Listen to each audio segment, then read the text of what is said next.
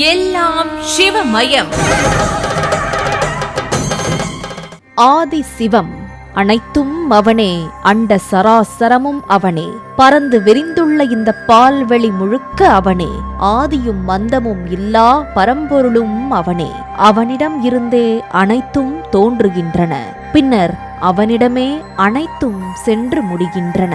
நெற்றிக் கண்ணுடன் நேர்த்தியான பிறை சூடி, நீண்ட சடாமுடியுடன் நீல கழுத்துடன் என்றும் வடியா கங்கையை தன் தலையில் தாங்கியபடி உமையொரு பாகனாக உலகிற்கு அருள்பவனும் அவனே.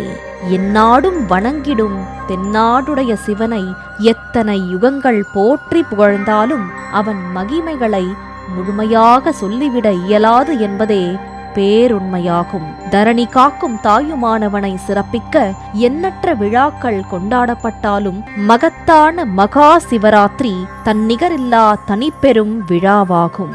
மகா சிவராத்திரியை முன்னிட்டு சிவராத்திரி பற்றிய அற்புத தகவல்களை வழங்குவதே எல்லாம் சிவமயம் நிகழ்ச்சியின் நோக்கமாகும். கற்பனைக்கு எட்டாத அண்டங்கள் யாவும் கடந்த பிரம்மாண்டமே,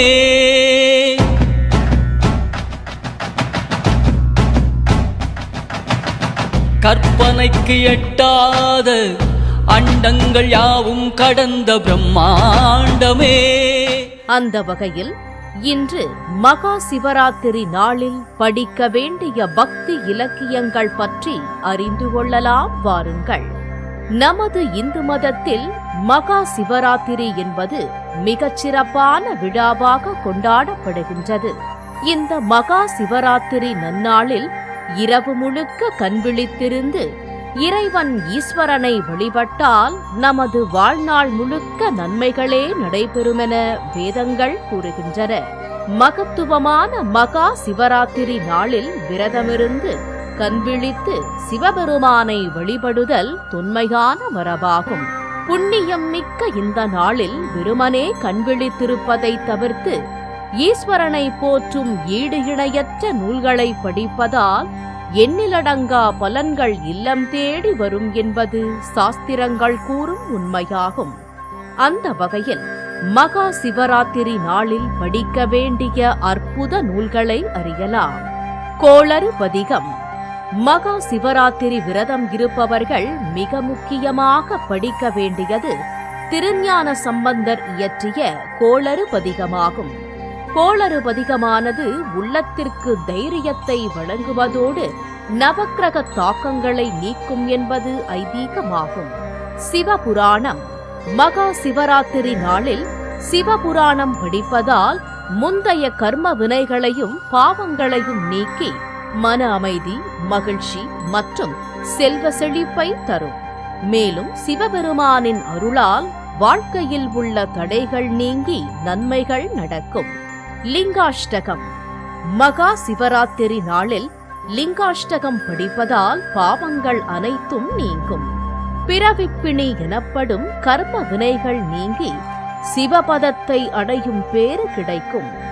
சிவ பஞ்சாட்சர ஸ்தோத்திரம்.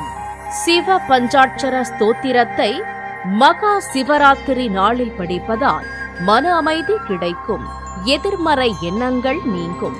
மேலும் இந்த சிவ பஞ்சாட்சர ஸ்தோத்திரமானது பஞ்சபூத சக்திகளை ஒருங்கிணைத்து வாழ்வில் பயத்தை போக்கி இன்பத்தை வழங்கி இறுதி முக்தியையும் அளிக்கும் வலிமை கொண்டதாகும். நடராஜப்பத்து. மகா சிவராத்திரி நாளில் நடராஜப்பத்து எனும் நூலை படிப்பதால் மன அமைதி, தொழில் மற்றும் தனிப்பட்ட வாழ்வில் முன்னேற்றம், ஆரோக்கியம் மற்றும் நீண்ட ஆயுள் கிடைக்கும். இது சிவபெருமானின் அருளை பெற்று தருவதோடு கிரகதோஷங்களை நீக்கி மனதில் உள்ள அறியாமையை அகற்றி ஞானத்தையும் வழங்கும் என சொல்லப்படுகின்றது. தேவாரம். மகா சிவராத்திரி நாளில் தேவாரம் படிப்பதால் சிவஞானம் கிட்டுவதுடன் உடலிலும் உள்ளத்திலும் நேர்மறை ஆற்றல் பெருகும். 12 திருமுறைகளை பண்ணோடு பாடுவதால் சிவபெருமானின் அருளை பெற்று முக்தி கிடைக்குமென சொல்லப்படுகின்றது. மேலும் தேவாரம் படிப்பதன் மூலம் உடல் மற்றும் உயிர் தூய்மையடைந்து மனதில் சிவபக்தி மேம்படும். திருவாசகம். மகா சிவராத்திரி நாளில் திருவாசகம் படிப்பதால் முற்பிறவி மற்றும் தற்போதைய வினைகள் நீங்கி மன அமைதியும் சிவ ஞானமும் கிட்டும். மேலும் திருவாசகம் படிப்பதன் மூலம் சிவபக்தி உணர்வு மேம்பட்டு முக்திக்கு வழிவகுப்பதோடு மட்டுமல்லாமல் 21 தலைமுறைகளுக்கும் முக்தி கிடைக்கும் என்பது தொன் நம்பிக்கையாகும். லிங்க புராணம். மகா சிவராத்திரி நாளில் லிங்க புராணத்தை பக்தியுடன் படிப்பதால் அனைத்து பாவங்களும் நீங்கி மன நிம்மதி, குடும்ப மகிழ்ச்சி மற்றும் நல்முக்தி கிடைக்கும். திருவிளையாடற் புராணம். மகா சிவராத்திரி நாளில் திருவிளையாடற் புராணத்தை படிப்பதன் மூலம் தீராத வினைகள் தீரும், இன்னல்கள் நீங்கும், தடைகள் உடையும், எதிலும் வெற்றி மேல் வெற்றி கிடைக்கும் என சொல்லப்படுகின்றது. மேலும் இறைவனின் சோதனைகளை பொறுமையுடன் ஏற்றுக்கொண்டால் பாவம் நீங்கி உயர்வடையலாம் என்ற நம்பிக்கையை இப்புராணம் தருகிறது. பெரிய புராணம். மகா சிவராத்திரி நாளில் பெரிய புராணத்தை படிப்பதன் மூலம் இறைவனிடம் பக்தி அதிகரித்து மனதில் உள்ள ஆணவம் நீங்கி மனமானது இறைவன் அருளால் சாந்தமடையும். மேலும் அனைத்து விதமான நோய்களும் நீங்கும், குடும்பத்தில் மகிழ்ச்சி நிலைத்திருக்கும், வீட்டிலும் வெளியிலும் நற்பெயர் கிட்டும் என சொல்லப்படுகின்றது. சிவதாண்டவ ஸ்லோகம்.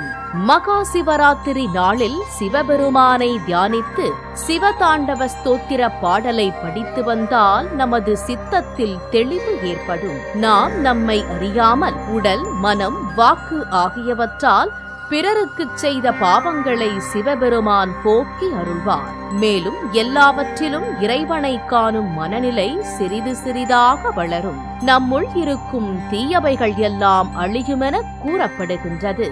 ஓம் நம சிவாய எனும் பஞ்சாட்சர மந்திரம். சிவராத்திரியன்று நம சிவாய எனும் பஞ்சாட்சர மந்திரம் உச்சரிப்பதால் மற்ற நாட்களில் 100 கோடி முறை பஞ்சாட்சரம் ஜெபித்த பலன் கிட்டும் என்கின்றன சாஸ்திரங்கள்.